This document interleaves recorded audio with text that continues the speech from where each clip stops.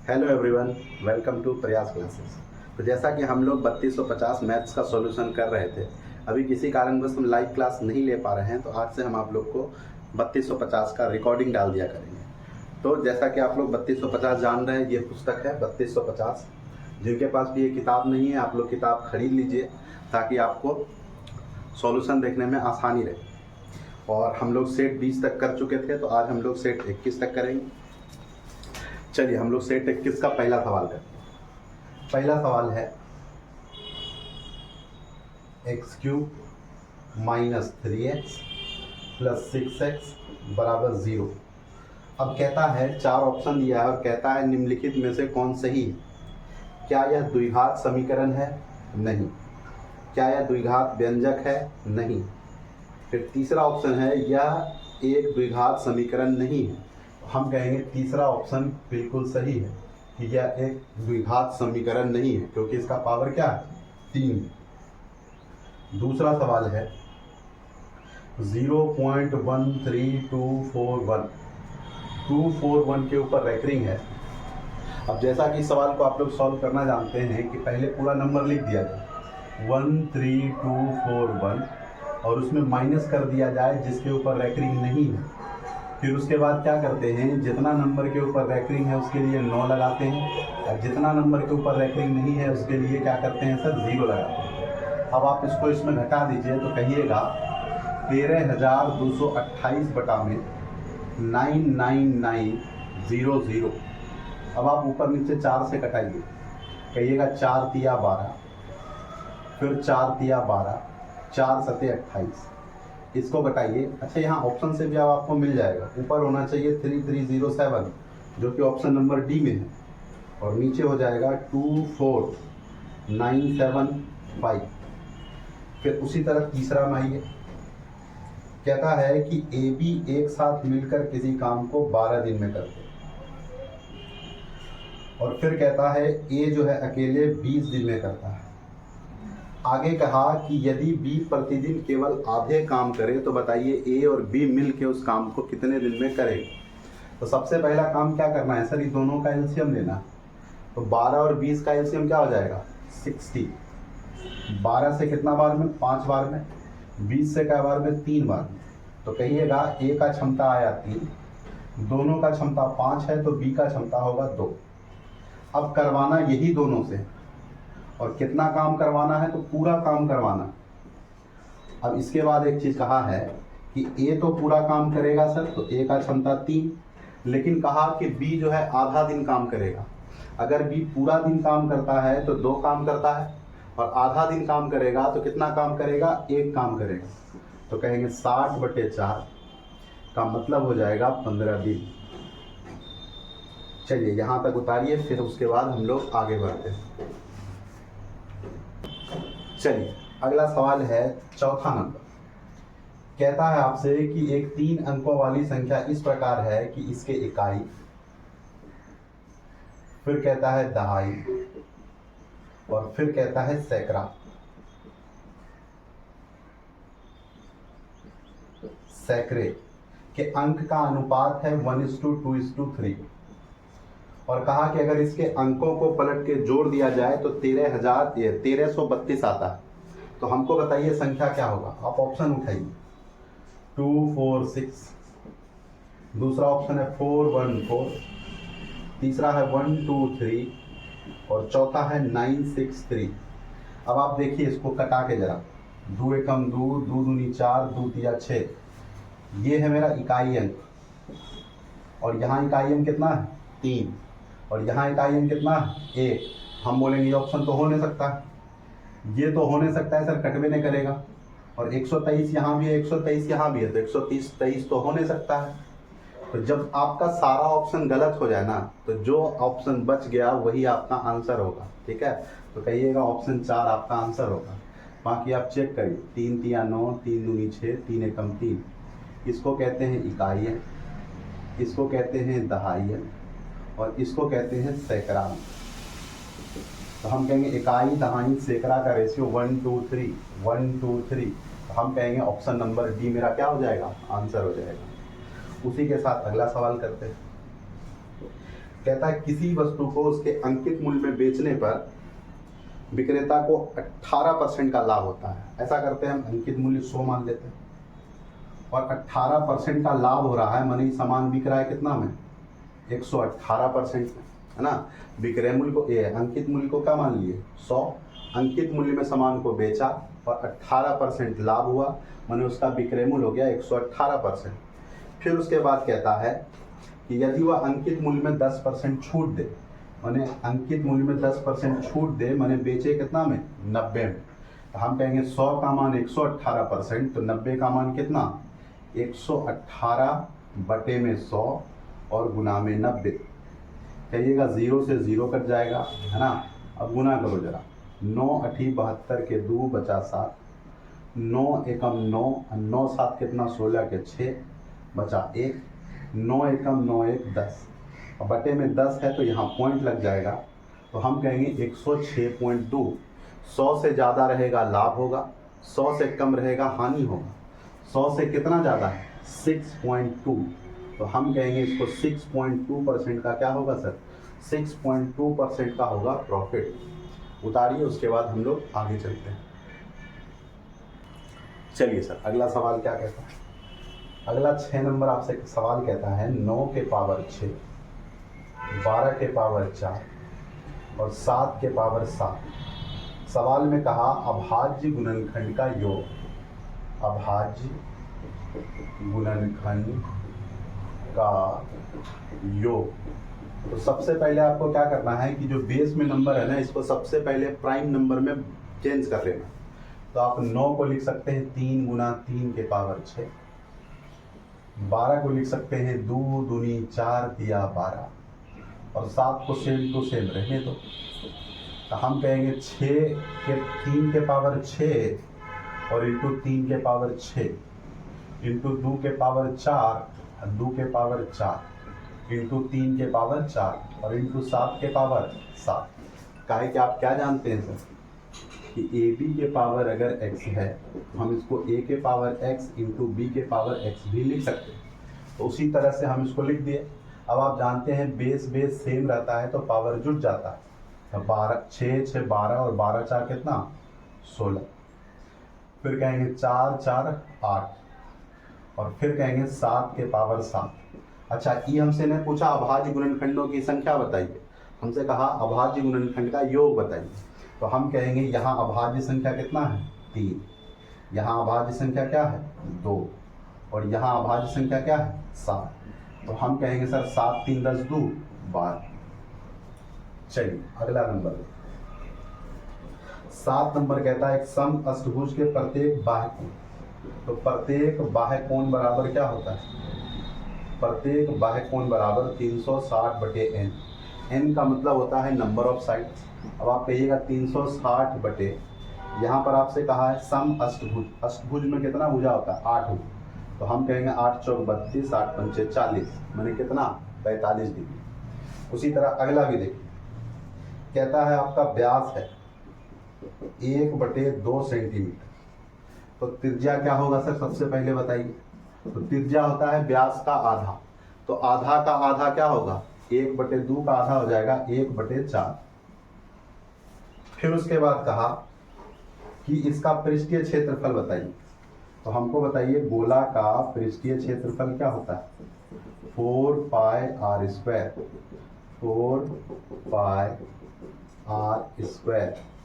हम कहेंगे 4 से 4 गया तो आपका आंसर होगा π/4 सेंटीमीटर स्क्वायर। चलिए यहाँ तक उतारिए, फिर हम लोग आगे बढ़ते। चलिए अगला नंबर हम लोग सवाल करते हैं, सवाल नंबर 9। कहता है 6 का स्क्वायर प्लस 3 का स्क्वायर प्लस 2 के पावर 4, ये हो जाएगा 36, ये हो जाएगा 9 और ये हो जाएगा कितना 2 दूनी 4 दूनी 8 दूनी 16। ठीक है, 2 दूनी 4 दूनी 8 दूनी 16।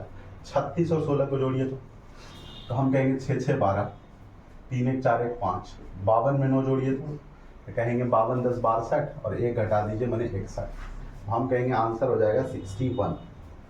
फिर आगे बढ़िए, 10 नंबर कहता है 99.01 भागा 10.93 प्लस 6.98 सर, इंटू में 16.01, इसका मान बताइए क्या होगा। चलिए देखिए, हम कहेंगे इसको 99, इसको लगभग 10.9 है तो लगभग क्या बोलेंगे 11, प्लस 6.9 है तो लगभग 7, और गुना में 16.01 है तो लगभग 16, 11 से काटेंगे 9 बार में, अब प्लस 16 का गुना 7 में करेंगे सर कितना हो जाएगा 112, और 112 में 9 जोड़ेंगे क्या हो जाएगा 121, तो हम कहेंगे सर मेरा आंसर क्या हो जाएगा 121। चलिए इसके बाद आगे बढ़ते हैं हम लोग। चलिए अब 11 नंबर देखिए, डीआई का सवाल है। अब आपके पास बुक रहेगा तो आप अच्छे से डीआई समझ पाएंगे, ठीक ना, इसलिए आप लोग को बोलते हैं बुक ले लीजिए। अब देखिए आपसे सवाल में कहा कि शहर ए का जनसंख्या देखिए क्या है 410400। कहा शहर ए की कुल जनसंख्या और बच्चों की कुल जनसंख्या का अंतर ज्ञात करिए। शहर ए में वयस्कों की कुल जनसंख्या, वयस्कों की कुल जनसंख्या और बच्चे की कुल जनसंख्या का अंतर ज्ञात करिए। वयस्क और बच्चा का अनुपात 5:3, ठीक है। तो पहले बताओ टोटल जनसंख्या कितना हो गया, टोटल हो गया 410400। यहाँ टोटल क्या हो गया 5 3 8, आई दोनों का अंतर कितना हो गया 2, तो 2 से कटा दीजिए सर 4 बार। अब जरा इससे भाग लगाइए, कहिएगा 4 एकम 4, इसको आप ऑप्शन से भी कर सकते हैं। अब आप ऑप्शन मिलाइए क्या है 4 एकम 4 0, 4 दूनी 8, फिर बचा 2, 4 छक 24, 1026, ठीक है। ये आपको ऑप्शन नंबर सी में मिल जाएगा 00। यानी कि पूरा हमको भाग देना है, शुरुआत का 3-4 डिजिट भी मिल गया, वहीं से आंसर, तो हम कहेंगे ऑप्शन नंबर सी। चलिए यहाँ तक उतारिए, फिर इसके बाद हम लोग आगे बढ़ते हैं। चलिए सर हम लोग आगे बढ़ते हैं। अगला सवाल कहता है 12 नंबर कि किन्हीं दिए गए आंकड़ों के लिए यदि माध्य और बहुलक 42 और 60 है तो प्रयोग सिद्धि संबंध का उपयोग करते हुए माध्यिका ज्ञात करिए। बहुलक का फॉर्मूला क्या जानते हैं, बहुलक बराबर 3 गुणे माध्यिका माइनस 2 इंटू माध्य। तो आप कहिएगा कि बहुलक 42 है बराबर 3 गुणे, जो माध्यिका है वो हमको निकालना है, x मान लेते हैं, माइनस 2 इंटू जो माध्य है उसको 60 कहा गया है। अच्छा उल्टा कहा गया, देखो कि जो बहुलक है वो आपका 60 है और जो माध्य है वो है आपका 42। तो आप कहिएगा 3x बराबर 42 दूनी 84, 60 में 84 जोड़ना है और फिर 3 से भाग लगाना है। हम कहते हैं यही 3 से लगा दो, 3 से 20 बार में, और 3 दूनी 6, बचा 2 3 8 24, x बराबर होगा 48, मानी जो माध्यिका होगा 48। फिर आप देखिए सर नंबर 13 कहता है कि एक बंद घनाभ की चौड़ाई और ऊंचाई इसकी 12 सेंटीमीटर लंबाई क्या है 12 सेंटीमीटर, इसकी 12 सेंटीमीटर लंबाई की 25% है और का 50%। देखो 25% का मतलब क्या होता है, 25% का मतलब होता है आधा का आधा। तो 12 का 25% क्या होगा, 12 का आधा 6 और 6 का आधा 3। 12 का 50 सेंटीमीटर क्या होगा, 12 का आधा कितना 6। अब आपसे पूछा गया है कि इसका टोटल सरफेस एरिया, तो किसी भी घनाभ का टोटल सरफेस एरिया होता है 2 into LB plus BH plus LH। तो हम कहेंगे 2 गुना 6 गुना 3 प्लस 3 गुना 12 प्लस 6 गुना 12। अब जब सॉल्व करिएगा तो कहिएगा 2 गुना 6 दिया 18, 12 दिया 36 और 12 छक 72। तो 72 में जब 80 जोड़िएगा तो कहिएगा 72 8 80 10 90, 90 में 36 जोड़िएगा तो होगा 126 का डबल। तो हम कहेंगे आंसर हो जाएगा 252। और हम कहेंगे मेरा आंसर क्या होगा सर, 252 होगा। चलिए उसको उतारिए, उसके बाद फिर हम लोग आगे बढ़ते हैं। चलिए देखिए अगला सवाल, देखिए भी आसान है। कहता है एक बेईमान डीलर अपने माल को क्रैमुल पर बेचने का दावा करता है, लेकिन गलत वाट का उपयोग करके 20% का लाभ प्राप्त करता है। सबसे पहले बताइए कि 20% का मतलब क्या है। 1/5, एक तरफ सीपी और एक तरफ एसपी। हम कहें 5 में खरीदे और 6 में बेचे। अब आपको बताना है कि 1 किलो के जगह पर कितना ग्राम का वाट का प्रयोग किया। अगर आपको सामान दिया तो क्या बोल के दिया कि 1 किलो है, मैंने जो सेल किया वो बोला 1 किलो है। तो आपको बस बताना है कि वो कितना लागत लगाया था। 6:1000 ग्राम, तो 5 क्या ग्राम। कहिएगा कि 1000 ग्राम जो है 6 के बराबर है, तो 5 का मान क्या हो जाएगा, 2 तिया 6, 2 पचे 10, पचे 2500/3। कहेंगे 3 या 24, 3 तिया 9, 3 तिया 9 और 3 तिया 9, तो 833.33 ग्राम। माने हम कहेंगे 1000 ग्राम के जगह वो कितना तौला, तो 833.33 ग्राम तौला। उसी तरह आइए 15 नंबर। 15 कहता है कि ए और बी, ए किसी काम को 10 दिन और बी करता है 12 दिन। टोटल वर्क हो गया 60। 10 से 6 बार, 12 से 5 बार। कहा एक एक दिन छोड़ के काम करता है और काम शुरू करता है ए। पहले ए करेगा, फिर बी करेगा, फिर ए करेगा, फिर बी करेगा, और इसी तरह काम चलते रहेगा। ए काम करेगा 6 और बी काम करेगा 5। तो हम कहेंगे 2 दिन में काम हुआ कितना, तो 2 दिन में काम हुआ सर 11। अब चूंकि हमको 60 काम करना है तो 11 में ऐसा गुना करेंगे कि हम 60 के करीब पहुंच जाएंगे। तो हम कहेंगे 5 का गुना इधर और 5 का गुना इधर, तो 11 पचे 55, 5 दूनी 10, 10 दिन में 55 काम खत्म। अब कहेंगे काम शुरू ए पर होता है, रुकता बी पर, फिर शुरू कौन करता है, ए। तो अब ए इसको शुरू करने आएगा, लेकिन ए एक दिन में कितना काम करता है, 6। करना कितना काम है, 5। तो बस आपको ध्यान क्या रखना है कि 55 5 60 हो जाता है। तो जितना काम करना बाकी है उसको ऊपर लिख लेंगे, और जो करेगा उसके क्षमता को लिखेंगे नीचे।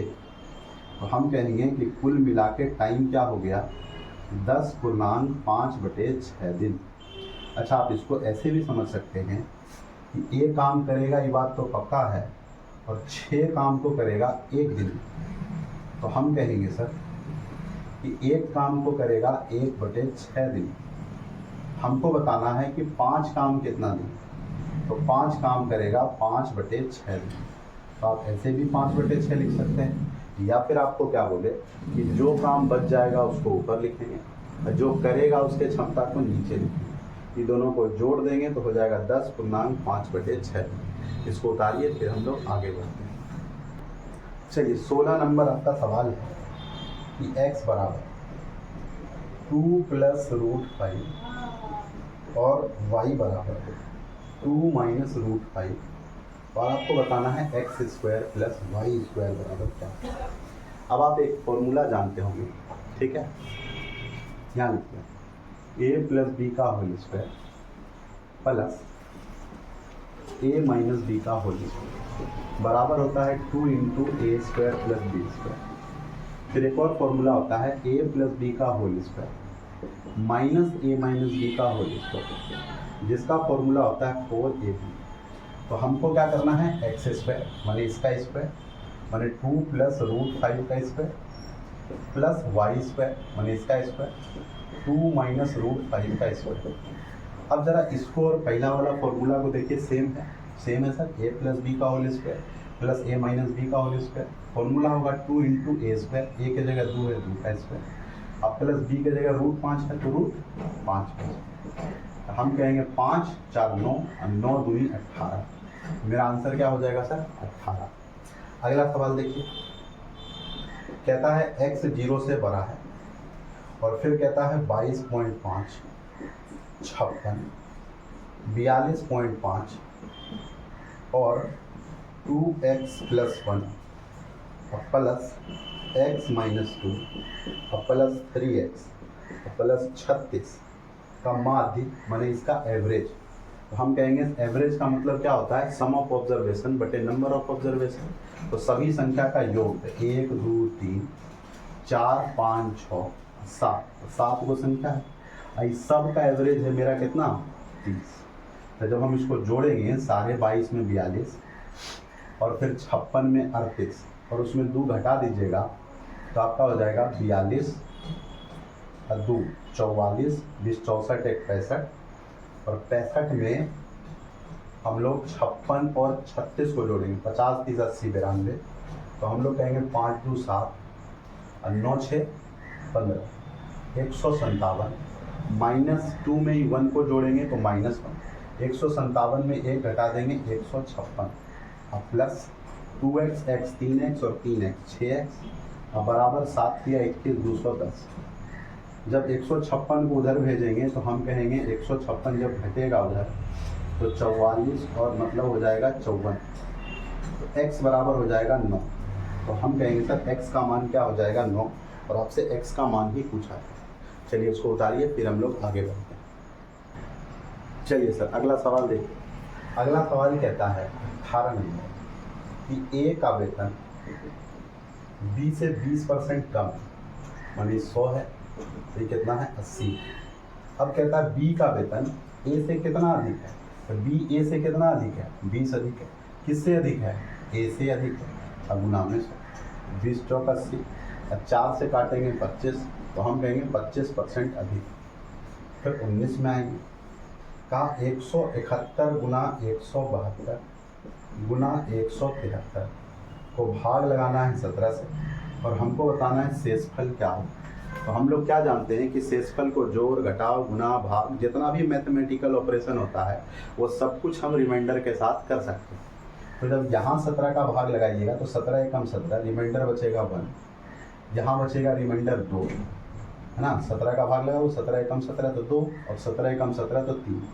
अब बीच में गुना है तो हम भी सब शेषफल को गुना कर देंगे। 3 दूनी 6 एकम 6 तो कहेंगे 6/17। अब तो भाग लग नहीं पाएगा सर, तो हम कहेंगे इसका शेषफल क्या हो जाएगा 6 ही हो जाएगा। चलिए इसके बाद 20 नंबर सवाल कहता है निम्नलिखित में से कौन सा सत्य है। पहला सवाल है प्रत्येक समलंब समांतर चतुर्भुज होता है। ये कभी नहीं होगा, क्या कि समलंब चतुर्भुज ये है और समांतर चतुर्भुज ये है। समांतर चतुर्भुज में आमने सामने का भुजा बराबर और समानांतर भी होता है, लेकिन समलंब चतुर्भुज में ऐसा नहीं होता है, सिर्फ आमने सामने का भुजा कहता है समानांतर है बराबर है। तो पहला तो गलत होगा। दूसरा कहता है प्रत्येक समानांतर चतुर्भुज वर्ग होगा। अब देखो वर्ग का प्रत्येक कोण 90 डिग्री होता है, समानांतर चतुर्भुज का प्रत्येक कोण नहीं होता है। और वर्ग का चारों भुजा बराबर होता है लेकिन समानांतर का चारों भुजा बराबर नहीं होता, ये भी गलत। तीसरा कहा प्रत्येक आयत वर्ग हो सकता है। प्रत्येक आयत वर्ग नहीं हो सकता है, प्रत्येक वर्ग को हम आयत कह सकते हैं। प्रत्येक वर्ग का मतलब हुआ कि चारों भुजा बराबर और आयत का मतलब हुआ आमने सामने का भुजा बराबर, तो ई भी खत्म। और चौथा नंबर आप देखिए कहता है प्रत्येक वर्ग को समचतुर्भुज कह सकते हैं। तो कह सकते हैं सर, जो समचतुर्भुज होता है उसको अंग्रेजी में रोम्बस कहते हैं और समचतुर्भुज का आमने सामने का भुजा समानांतर होता है और चारों भुजा बराबर होता है। और वर्ग में भी आमने सामने का भुजा समानांतर होता है और चारों भुजा बराबर होता है। तो हम कह सकते हैं कि प्रत्येक वर्ग को समचतुर्भुज कहा जा सकता है। ये चौथा नंबर। और चौथा नंबर आप देखिए आपके ऑप्शन नंबर बी। चलिए यहाँ तक उतारिए फिर हम लोग आगे बढ़ते हैं। चलिए अब 21 नंबर आपका डीआई है और डीआई को आप समझिए। कहता है कि दिए गए 5 वर्षों में अनुत्तीर्ण हुए छात्र माने फेल हुए छात्र का औसत 2017 में फेल हुए छात्रों से कितना अधिक है। और जब आप देखिएगा अगर आपके पास बुक होगा या पीडीएफ होगा तो आप उसमें चेक कीजिएगा कि फेल वाला जो डायग्राम है सबसे लास्ट में तीसरा वाला। तो पहले हम उसका एवरेज निकालेंगे। एवरेज निकालने के लिए हमको जोड़ना होगा। 2014 में कितना फेल है 34, 2014 में कितना फेल है 140, 2015 में कितना फेल है 210 और 2016 में कितना 280। उसी तरह 2017 में कितना 160। और इसका एवरेज निकालना है तो 1 2 3 4 5। अब इसको जोड़ेंगे सर, 2 2 4 1 5, 5 1 6, 600 हो गया, 680, फिर 740, 780, फिर हम कहेंगे 824, ये हो जाएगा 824 बटे 5। इससे कटाइएगा तो कहिएगा 5 एकम 5, बचा 3, 5 6 30, बचा 2 तो 5 चौक 20 और 5 8 40, तो इसका एवरेज हो जाएगा 164.8। और फिर कहा 2017 में फेल हुआ, तो 2017 में आप देखिए कितना लोग फेल हुआ है, तो 2017 में फेल हुआ है 160। तो कहता है 2017 में हुए फेल से कितना अधिक, तो ये 160 है, ये 164.8, 160 से ही कितना अधिक, 4.8 अधिक है, कितना में 160 में, अब गुना में 100, इसको उड़ा के 0 लिखिए, 0 से 0 गया, 16 दिया 48, तो हम कहेंगे कितना परसेंट अधिक है, तो 3% अधिक है। उसी तरह आप 22 में आ जाइए। अब 22 नंबर कहता है कि 3 × 5x² - 7 - 5 3x² + 2x - 7 बराबर -16। कुछ नहीं, गुना कर दीजिए, कहिएगा 5 दिया 15x², 7 दिया 21, माइनस 5 दिया 15x², माइनस प्लस माइनस तो -10 है, 7 बचे 35, माइनस माइनस बराबर -16। 15x² से 15x² -10 है, तो हम कहेंगे 21 में 35 जाएगा क्या होगा, तो हम कहेंगे 21 में 35 जाएगा कितना हो जाएगा 14, हम कहेंगे 14, तो हम कहेंगे -16 और -14, तो -10x बराबर 14 और 16 को जोड़ेंगे 30, तो -30, माइनस से माइनस खत्म, 0 से 0, x बराबर क्या होगा सर 3। चलिए इसको उतारिए, फिर हम लोग आगे बढ़ते हैं।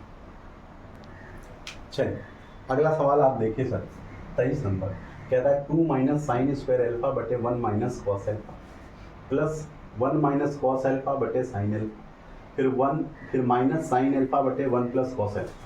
अब इसको बहुत आप ध्यान से देखिएगा कि 1 - cos α बटे sin α और sin α बटे 1 + cos α, ये दोनों का मान बराबर होता है। कैसे बराबर होता है, दोनों में से किसी एक का परमीकरण कर लीजिएगा। जैसे यहाँ 1 - cos α है, तो आप क्या करिएगा, ऊपर नीचे 1 + cos α का गुना करके देखिएगा, इसके बराबर ही आ जाएगा। कुछ काम आप लोग भी अपने से करिएगा। और फिर हम जानते हैं sin² α बराबर होता है 1 - cos² α, ठीक है। तो हम कहेंगे सर ये दोनों का मान तो सेम है, तो एक प्लस में है और एक माइनस में है, तो इसका काम तो खत्म हो गया सर। फिर हम कहेंगे 2 - sin² α को लिख सकते हैं 1 - cos² α, और बटे में है, अच्छा 2 अलग से, और बटे में है 1 - cos α। अब आप ऊपर में कहिएगा ये a² - b² है, हम कहेंगे a + b और इनटू में a - b और बटे में 1 - cos α, तो हम कहेंगे सर इससे इसका काम खत्म, 2 - 1 - cos α, 2 में से 1 जाएगा 1, तो कहेंगे 1 - cos α। इसका आंसर होगा 1 - cos α। और इसको जरूर करिएगा, ये और भी बहुत सारे एग्जाम में आपको काम आएगा। 1 - cos α बटे sin α, sin α बटे 1 + cos α। ध्यान कैसे रखना है, ऊपर cos होगा नीचे sin होगा, ऊपर sin होगा नीचे cos होगा, ऊपर होगा तो 1 - cos होगा, नीचे होगा तो 1 + cos होगा, ठीक है। चलिए उतारिए, फिर हम लोग आगे बढ़ते हैं।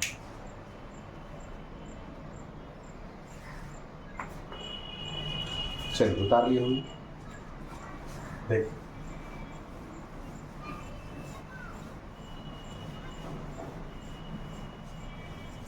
अगला सवाल कहता है कि रघु अपनी 16 वर्षीय पुत्री के नाम एक योजना, कितना रुपया है 5 पर 1 2 3 4 5, 1 2 3 4 5।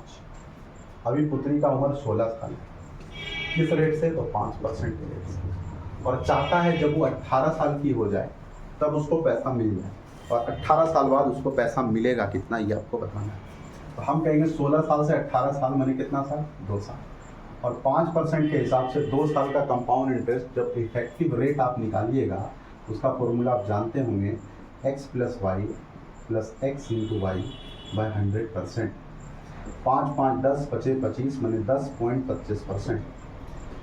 अब 10.25% निकालना बहुत आसान काम है सर। हम आपको बताए होंगे बहुत बार, किसी भी नंबर का 10% निकालने के लिए पीछे से एक नंबर छोड़ के पॉइंट लगाएंगे।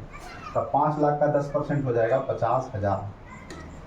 अब उसके बाद निकालना है 0.25%। अब 0.25% भी हम आसान से निकाल सकते हैं। 1% और 1% का चौथाई।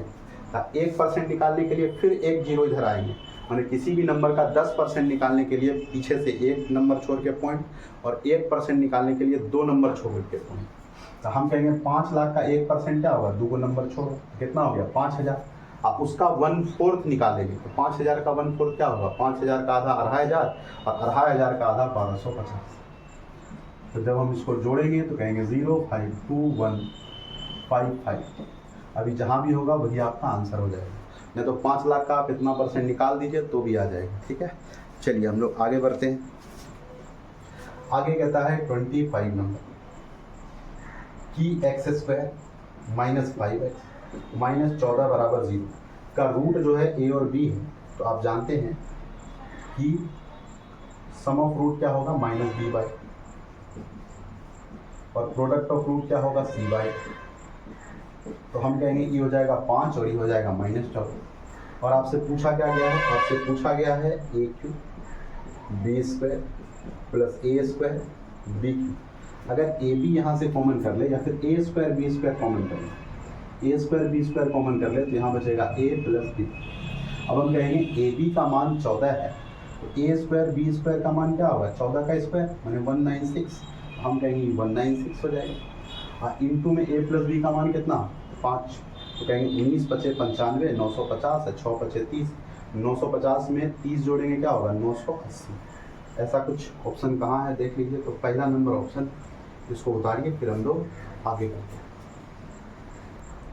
चलिए अगला सवाल कहता है कि भूतेश के वेतन में पहले 16% की कमी की जाती है और फिर 25% का वृद्धि किया जाता है। तो उसके वेतन में शुद्ध परिवर्तन ज्ञात करो कितना होगा। एक्स वाई फॉर्मूला आप जानते हैं लगाना, सीधा लगाइए। x + y + x × y/100। अब जहाँ निगेटिव है वहाँ निगेटिव, जहाँ पॉजिटिव है वहाँ पॉजिटिव। तो कहिएगा -16 + 25 प्लस -16 × 25/100। तो हम कहेंगे -16 में 25 जाएगा तो हो जाएगा 9, प्लस 25 × 100 4 × 16 माने -4, और 9 में 4 जाएगा क्या होगा 5%।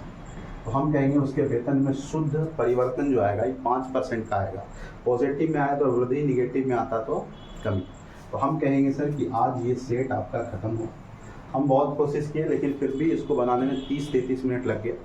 कोशिश रहेगा अगले बार से 20 से 22 मिनट में आपको पूरा सेट कंपाइल करके दे दिया जाए, और जो भी सवाल होगा उसके ऊपर हम कोशिश करेंगे क्वेश्चन भी डाल दें। बस आप लोग का इतना काम रहेगा कि आप वीडियो को ज़्यादा से ज़्यादा शेयर करें, ज़्यादा से ज़्यादा लोगों के बीच शेयर करें, ज़्यादा से ज़्यादा सब्सक्राइब करवाएं। देखिए जितना ज़्यादा लोग जुड़ेगा उतना ज़्यादा हमको भी क्या कहते हैं अंदर से पढ़ाने का इच्छा होगा। ठीक है, बाकी शाम में 8 बजे का बैच डेली लाइव हम पढ़ाएंगे। 8 बजे रात में डेली हम लाइव पढ़ाएंगे। उसमें अभी हम क्या करवा रहे हैं, डिविजिबिलिटी करवा रहे हैं ना, विभाज्यता का नियम करवा रहे हैं। वो जैसे ख़त्म हो जाएगा हम वैसे ही उसमें अलजेब्रा पढ़ाना शुरू करेंगे। ठीक है, चलिए सर मिलते हैं आप लोग से कल। धन्यवाद, अपना ध्यान रखिए और परीक्षा का अच्छे से तैयारी कीजिए क्योंकि अब एग्ज़ाम का टाइम आने वाला है। चलिए, थैंक यू।